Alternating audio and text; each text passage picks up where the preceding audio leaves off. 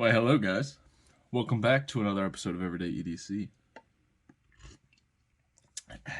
My name is Tyler, and today I'm doing a open tag. Jake, buddy over there in Ohio State, tagged us with a 5 most used user knives or something like that. But you get to put your own spin on it.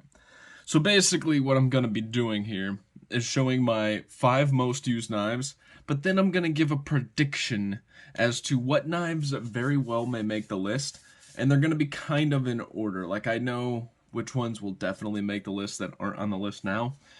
There's one I think that I sent off that should be on the list, but it's not. And yeah, so let's get going. But without even really starting, let's pay homage to the knife that we've probably all used more in our lives than we have any other knife. And that is ye old regular butter knife, made in the good old Vietnam. See? Made in Vietnam. There is a maker's mark. Actually, that's kind of crazy. Like, there's a stain, it just says stainless steel, and then there's a mark. Like, can we see it? It's probably the brand. Anyways, realistically, we probably use butter knives, if you're going to count from day one to current, more than any other knife. Now, there's a select few group of people who actually use a knife in, say, 50% of the shit they do at work. They might overcome the butter knife, but realistically, the butter knife's kind of got it. Alright, now as far as most used knives go, let me take a look at these guys. What I'm going to do is probably, I'm going to generically try to put these in order from least used to most used. That kind of makes sense. Now, this order flip-flops. Yeah. So, on the list that isn't with me currently is my Spyderco Smock. It is an M4. I didn't have a chance to use it more than any other knife, but I can tell you I will. And I have been before I sent it out for review. So yeah, that should be on the list. So first, let's give homage to the CRKT Heron. This is my 30-day challenge sub $50 knife. This is a good platform to talk about it. I've been meaning to give you guys an update. Long story short, this was on Teflon washers. I kind of took down some of the Teflon thickness, added some phosphor bronze, so the action is... that was bad because I didn't have any wrist underneath. It's actually not... I failed it 3 times. Alright, so it's really not bad. It's just the pivot plays around. Anyways, so I added some phosphor bronze to it. It made it super smooth. I put a new edge on it, and I got bored. Basically, this knife is really hard to flick underneath camera, but this knife is one of those that's... it was fun. I modded it and everything, and after having it for about 10 days in my pocket, I realized that I think I need variety. Jake and I were talking about this, and we may have an extra bonus challenge at the end of this once we kind of recap our thoughts, but I don't think it's so much the knife in particular. I think I'm one of those where I'm a polygamist. I have to have more than one knife. And I don't think that there's going to be one singular knife that would make me happy forever.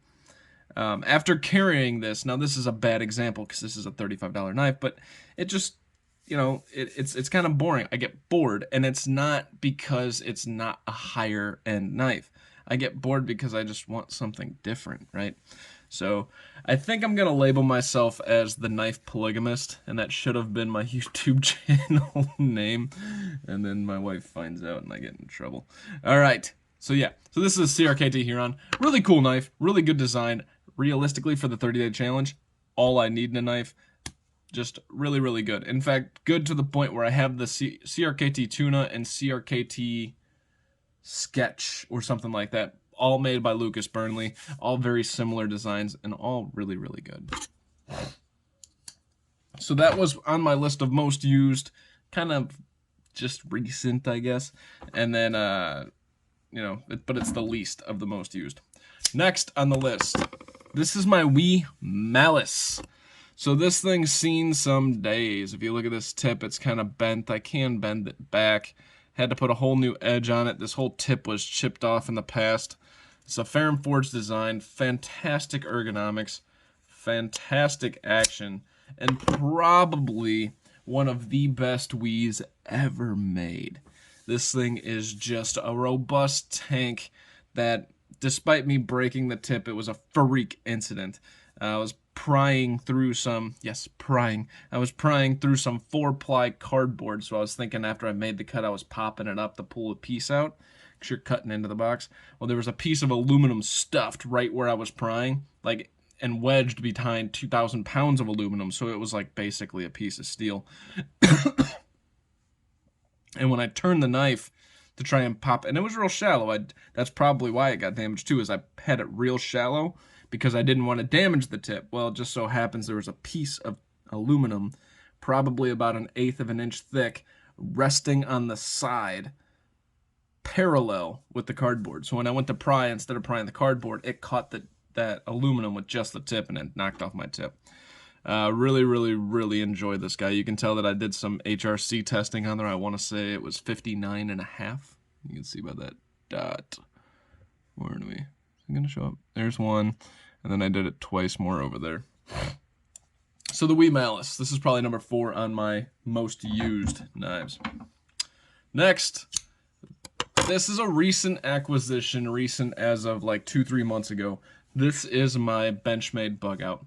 This is the 4th or 3rd, actually technically like the 4th or 5th. I did send one back in the very beginning. Bugout that I've ever owned. This is the second 20 CV model. I think I had 2 S30s and 2 20 CVs. Didn't really like any of them. I liked the second one and I traded it. The 20 CV, I got that off of Ryan in a trade, I believe. And I really liked the white and the lime green thumb studs. But I ended up trading it because the trade just happened to work. Well, I got this in another trade. The tip was damaged. So what I ended up doing is I actually shaved down the end of this. So it's more of a spear point than it was like a drop point. Put a new edge on there, and it is awesome. Got these Flytanium scales, which totally changed the knife. This knife would not be in my possession probably still if I didn't have these Flytanium scales. This is just, I mean, we talked about the Wii Esprit being like the hands down king of the hill, everyday carry knife, and it is. The Bugout with Flytanium scales, in my opinion, is up there too. And I think I'm going to do something different with that King of the Hill. I'm going to take your guys' suggestions, but I think I'm going to do a brand version of King of the Hill. And I might do like a high end and a low end for the brand, but it makes more sense because I can showcase more knives, and then I can do a pound for pound champ and still maintain the best, for that brand. So the Bugout will probably be one of those contenders right off the bat. Next on the list, this is my Hinderer Skinny Sheep's Foot. I don't think that I will ever get rid of this knife, and every time I am asked, I will probably always have this in my favorite knives of all time list. I use the living shit out of it. The edge is kind of chipped. I don't really want to sharpen it out yet because I want to get as much life out of this as possible because it's still razor sharp in other places. So I'm going to continue using it for a little bit and then I'll resharpen that chip out. I did take off the flipper tab to do a flipper delete. There we go. I do have phosphor bronze in there, and it's really hard to flick these knives at the side. I have phosphor bronze in there. Sharp dress knives scale, which may change. Every time I think about changing it, I'm like, I don't know. I think I've grown so accustomed to it. I have these dark battle bronze hardware with, this is an MXG clip, and you guys might be like, that clip looks stupid. Yeah, but in hand, it changes the game completely. It just feels so good. This knife is just fantastic. It was the first Hinderer that I felt good about in hand. I had a 3-inch that I wasn't too happy with. This is a tri-way, but I don't need it because I have the phosphor bronze in there, although I think it only comes with Teflon, so maybe I do need it a little bit. But I mean, this thing's damn near fall shut, with a little bit of encouragement with the phosphor bronze. I love the way it sounds. I love the way it feels in hand, and it is so capable of anything. I did have a regular size Hinderer that I ended up trading recently, and I prefer the Skinny. I think the Skinny is probably the best. So if I were to get another XM, it would probably be a Skinny. But I mean, I don't know that I really need one. Actually, I'm on a hunt for a Jurassic right now. I really want one of those. But this is just so good. All right. My number one, sorry, I got some nasal things going on.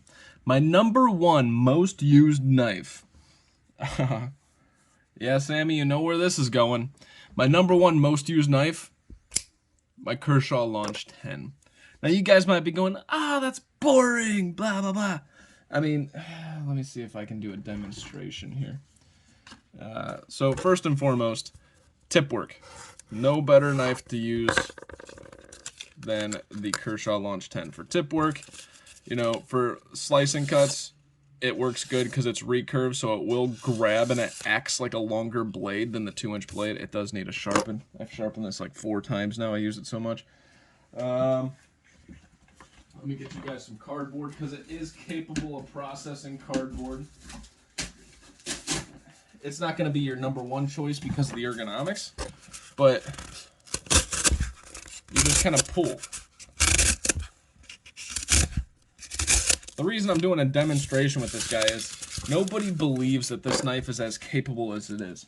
Every other Kershaw that is under 4 or under 2 inches or under 3 inches, whatever, they're not as capable. This hawkbill shape is what makes this knife so damn good. You can do anything. This is the perfect package opener. This is not the perfect processor, but it's possible. For fine detail work, it's so good. And it's so compact, and it's always in my pocket regardless of whether or not I'm carrying something. Because it can go in my 5th pocket probably better than any knife that I own. This knife, I cannot stress enough, and I've been doing it since I've owned it because it surprises shit out of me. I didn't even want it. I got it for Christmas, and I'm like, ooh, a small knife. Ooh. And then I started using it, and I'm like, oh, shit, this thing is awesome. And then I got pissed because there's a recurve. I specifically bought sharpening systems so that I could sharpen this knife. Like, that's how much I really like this. Not a sharpening system. It was like the Spyderco Sharp Maker. I got a ceramic rod. I got some diamond rods. But realistically, the ceramic rod's probably all I need if I just keep it honed. And then if I ever have to sharpen it, I use the Sharp Maker, which will take me a year to sharpen on. And my wrist will kill afterwards because it's just that way. Anyways, this is my number one. I'm telling you guys, don't judge it before you try it. You might not like the shape of it, but it's like a Spyderco. Once you get it in hand and use it, you're going to fall in love with it because this is the most utilitarian knife that I've ever owned in my life. This is the most convenient knife that I've ever owned in my life. Out of everything that I own, I'm not saying this is my favorite, but this is probably the most useful and most practical, if you will. So, this is my number one. We're going to leave him there. I'm going to show you a list of maybe, 10 more knives that I'm going to go through real quick that may see this list. It's not a for sure thing, but they may see it. So, first is the Artisan Cutlery Proponent. Now, you guys may laugh at that. You might be like, what?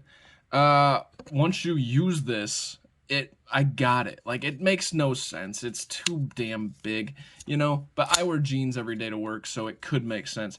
And then in use, it actually feels really good. I actually really do like the ergonomics of this, and it's just kind of badass, right? So this may see the list. I'm not sure. It's really big. That's the only thing that may keep it from there. Another one that may see the list, mainly because it's kind of mine now because I started modding it already. This is the Spyderco Cue Ball. So, I don't know, I don't even know if I have the unboxing or if I showed you guys yet. The Cue Ball is an awesome little knife and reminds me of the Kershaw Launch 10 in a couple ways. But this ball was so damn hard to access that I had to kind of like mod it, and you could tell here, I don't know if the camera does it justice. I got some work. I got to touch that up. But basically, I had to make this hole more easily accessible. I still got to get used to the action. The action can be good. It's just you got to get used to it. But then this ball had a tendency to stick, so what I ended up doing out of frustration is I smashed the ball. The ball is what prevents the blade from going down, so I put on some gloves and I just put pressure on the ball, right, and on the tank, which I don't recommend, but it kept this ball from ever sticking again. It's like it bent the metal just enough to where the ball wasn't wedging in there and getting stuck. But the ergonomics of this guy are really, really good. And as you can tell, this is why it reminds me of the Launch 10. It's a slightly larger version with this. It's not a hawkbill, it's a Wharncliffe. And like I said, ergonomically, it's really good. It's VG10 steel, so that is what it is. But I could see this being one of my favorite 5th pocket knives with the Launch 10. Next on the list, the SOG Terminus. I can see this just going into my pocket because I know a lot of people like it or don't like it, but I think it feels really solid in hand. It's a fidget beast, you know, for what it does. I think what do they call this? The XR lock or whatever. I think it feels just as good as an Axis lock with a little different spin because of the way that it feels in hand. There's plenty of ways to open this guy, and it's a really, really good size knife for an EDC. It's just about the same size as the Bugout, a little bit shorter, right? So the SOG Terminus, I want to get to know. Gotta get to know it a little bit better, you know what I mean? But this seems like a fantastic, fantastic beater knife for $50 with D2. So pretty excited about that one. All right, now on to, let's go to a couple that I'm not sure if they're gonna make the list, but I want to make the list. So this is my my Best Tech Bison that I got from Corey in a trade. This knife is, in my opinion, like one of the best knives you can buy for $110. Yes, it's in D2, but there's a titanium frame lock. It's just so neutral, and its ergonomics are actually really good. The action is fantastic. The blade is nice and slicey. The Best Tech Bison is probably the best knife Best Tech has ever made. And that's a huge statement because they made a lot of really, really good lower level knives and like mid-range knives. And then they have, I mean, they're really good OEM too. But this thing is so good. It's so sleek looking. And like I said, the action, just everything is so good. $110 for D2. Scream at the top of the hills, whatever. You know, I feel like a little bit more went into this to justify that 110 than some other things, okay? And for me, that's where it comes from. G10 with just a flat G10 with the insert. There it is.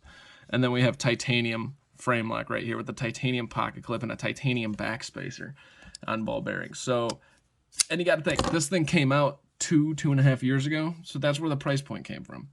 Anyways, this is a fantastic knife that I would love to see hit my rotation more and more often. These ones are Gnomes that I'm putting off to the side. This one, I kind of know. This is my Para 3. I got the Cerberus scales on there. I did some acid washing to the blade, and honestly, I just wanted a user Para 3. This is S45 VN. I think it's really, really cool. So, yeah, this will probably see a lot more. Very convenient carry. So the next one that I think will make the rotation quite a bit is the Hogue Sawyer. So this is like modeled after a gun. That's what the handles are supposed to feel like. But I got this thing in, and first of all, I've only had a couple Hogues. I haven't ventured into the Hogue realm yet. So yes, no, I don't know the MK blah, blah, blah, blah, blah. But I just got this thing, and honestly, the ergonomics are damn near hand melting. I actually got this because somebody watching one of my videos was like, you know, this is the best knife, and they dropped this, and they were like, hands down and best knife ever. And I'm like, well, that's a pretty strong claim. I need to check this out. So I got it, and while I don't agree that it's the best knife ever, I don't know that there's a best knife ever, but I do agree that this is probably one of the best bangs for your buck. I think it's around $140. The blade steel is S30V, had to double check. These are FRN scales. Yeah, I know, this is the first FRN that I've ever said in my life that I like, and I kind of appreciate that it's FRN. It gives it a different feel. It almost, let's see here. Balance-wise, like if you put anything else, the balance might not fit right, because this is balanced right almost on the pivot. Action is great. This axis hole right here is a little bit difficult to address. It's a little bit small. So if you can see here, when you're holding it normally, you can address it just fine, but underneath the camera, it's difficult. Their Able lock is working just fine. They got some texturing going on down here and some rounded edges. This knife is just molded perfectly for my hand. One complaint that I'll talk about every time I bring this knife out, what the fudge are we doing with this? Like, they did a reverse, it's like a reverse freaking sharpening choil. I'm gonna cut that out, but not before I do the review. But what the hell? Like, you even sharpened on it. I don't know what that is. I don't know why they did that. That's irritating, but that's about the only thing that kind of pisses me off about this. I wish this opening hole was bigger, and that needs to go away on the plunge grind. But everything else is so good. This thing truly is an awesome knife, and I do see it going further into my collection. All right, so there's two knives that aren't on this list that really will definitely be. First, I've shown this before. This is my QSP Penguin. Titanium and CBM 154, is it 154 CM? 154 CM. So not the powdered version. This guy is by far and large up there in the top knives under $100. I just, I don't know if there's a better one. I was going through some of these. You know, this is really good. This would be an interesting battle, but it's kind of hard because it doesn't make too much sense. They're two totally different knives. The only reason that they would battle is they're pretty much the same size. But I think the SOG Terminus is right there with it. Let's see here. The next one I'm about to pull out might be right there with it. And then the Kershaw Launch 10 obviously beats it, but I think that came in like $100 at one point, but it might be under 100 now. Anyways, the QSP Penguin, first of all, OEM'd by QSP, which it's their design, and this action shows. Come on. It is so damn good. Just so good. Ergonomically relatively neutral. Blade shape, you can do everything that I talked about with the Kershaw Launch 10. So there's that, right? You can tell why I'm biased there. And the carry profile, let's see here. Ultra thin, relatively deep, even though it's not a deep carry pocket clip. Super easy to access and do whatever you need to do. And the fidget factor's there too. I love the light feeling lock bars, and that's what it has. This is just all around, pound for pound, one of the best knives in existence, along with the Wii Esprit. Now, you guys might be like, what? You're comparing the two? Yeah, I mean, I'm talking pound for pound. You know, they don't compare directly. They're in two totally different realms of, like, price range and everything. But for pound, these two sit amongst the top 10. Speaking of the Wii Esprit, I kind of neglected that for this one. This is kind of a given. This is going to see a lot more pocket time. By far and large, I think the best EDC designed knife that exists. The QSP Penguin's up there. The next one that I'm about to show you is up there. And the Kershaw Launch 10 is up there, in my opinion. Notice, these are all medium to small knives because I don't do something that requires my Hinderer XM18 3.5 inch. But I love it. And it works for everything that I do. You see what I'm saying? Like, I don't need that. Or the Bugout. The Bugout's up in that list too. I don't need a 3.5 inch blade. Realistically, 3, 2.5, as long as the design's right, makes sense. But this thing is... You've heard all their other reviewers talk about it. And there's a reason that I wanted to do a King of the Hill series with it. It's just that good. So phenomenal. Really, really great. And I would expect nothing less from Ray Laconico. Last on the list, and quickly rising star in the brand name category, probably, and they've made some of my other favorite knives. They've made the knife that inspired me to fall in love with this maker's designs. I think this brand dominates the sub 200 and below titanium frame lock category, obviously with the exception of the QSP Penguin. I don't think that anybody should even try to compete, because they've nailed down so many things that make one, but this is their home, right? And this is the Kizer Guru. Now, you might be like super surprised by that buildup, and I was too. I did have to do some tweaking. I think the detent was really strong when I first got it, so I had to do a lot of tuning to find that sweet spot to where it's not strong, not too strong, but strong enough to where it won't, like, if I do this, it won't come out, right? But the flipping feels fine. So what I ended up doing was shaving off some of the burrs around the detent hole. I adjusted the lock bar a little bit. This is a used knife, so I don't know, you know, the history on it. He did a pretty cool ano, and he actually taught me how to do the lightning ano. You guys will be seeing that whenever I get a chance to do it. But this is a titanium frame lock, sheep's foot, S35 VN blade. And is it S35? Yeah. But guys, okay, so I got this in hand, and I'm like, oh no. Oh no, there's another mind blower. Oh my goodness. And then you go like this, the lock bar's soft, and then it drops, and you're like, what? And then you go, and there's no back and forth, no up and down. You're like, what? It's a sheep's foot. The action's great. I could choke up. It's long enough that I could put my... Oh no. And then you look at the size. And then I'm like, wait a second. Am I starting to go for a new size knife? Oh. Do we notice something? Okay. So I'm starting to really, really fall for a new size of knife that I never thought would be like... Here, let's just keep pushing these things up. I never thought that this size knife was my size until recently. Just keep rotating it up like it's a conveyor belt. Look at that. Some of my favorite freaking knives are closed at this exact size. Okay? So, in my opinion, this is the EDC size perfect knife. My opinion alone. But I think it's just enough knife to do everything you need. I think the Kershaw Launch 10 is slightly too short in very minimal cases, while something like this that's 3 inches or just sub 3 inches really is everything you need. But Kizer, you go listen to Jake at Ohio State too. He and I have been talking a lot about this, and I have so many Kizer models that I'm just so impressed with, even if I don't like them. Like this is the SLT.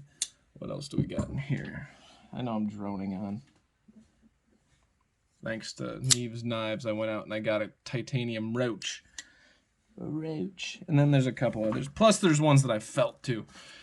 Oh man, this Kizer Guru is so good. It's discontinued, so if you want it, go find it and get it, because I don't know that they're going to make this, and I'm seeing it discontinued with excellent prices all over the place.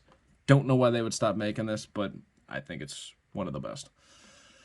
That is all I got for you. This droned on way too long. This is my top 5 user knives, and then potential list of knives. This is one that'll definitely make the list next time. This is one that'll definitely make the list next time. I could totally see this being one that makes the list next time. Every other one that I showed may or may not. It depends on if it's a 5 or a 10, and then it depends on how much I love these 3, because these 3 I could see just being in my pocket more than anything else. That's all I got for you guys. My name is Tyler. This is Everyday EDC. You guys stay sharp, stay safe, and have a great freaking rest of your day. Thanks for watching, guys. Hey guys, thank you so much for watching. This is my Patreon. This is my Instagram, everydayedc_77. I'm going to do a special shout out to all the Patreons: John K, Sammy, Eggs and Ham, Jason M, Dogtooth, Kaiba, Mickey, Wolf, and Captain Steve. Thank you guys so much for watching. Have a great freaking day.